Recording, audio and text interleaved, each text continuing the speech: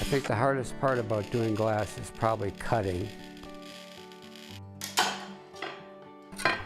You can do stuff like that. Either you can pick a pattern and make it according to whatever the pattern is, or you can do what's called process art, where you actually just flow with the process and see what comes out. That's the art part. The rest is a craft.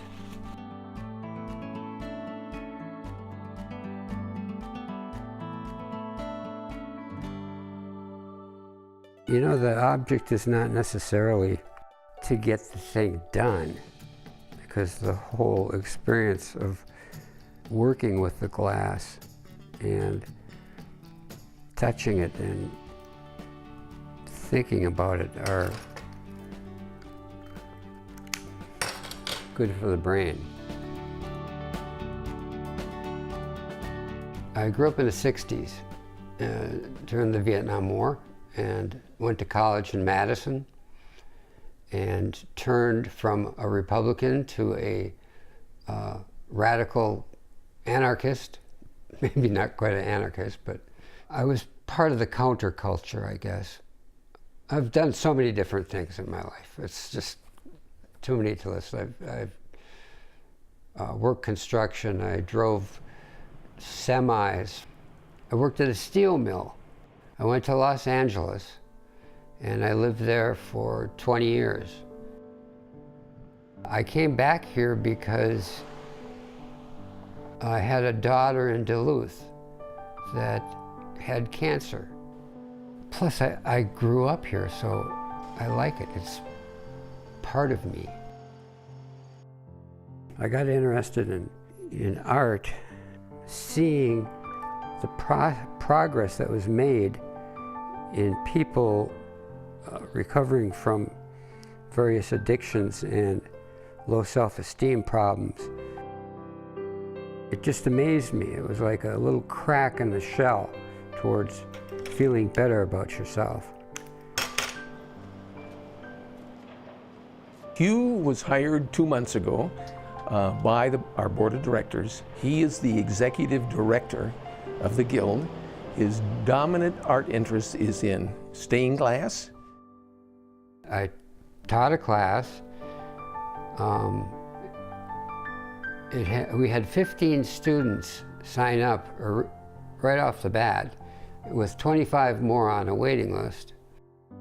I'm most excited about seeing the individuals who come in initially and then get really excited about it and see them evolve.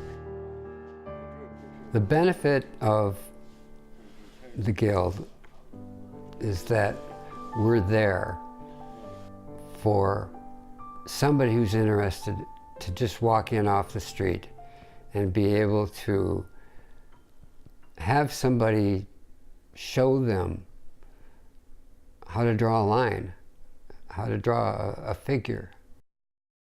What happens here? Dominantly, what we do is we display art. We hold workshops that create art. We seek to develop interest in art and support individuals who are artists or want to be artists in evolving all forms of art possible. The benefit to society is, and our community, is that I think it makes us more loving, it makes us socialize, it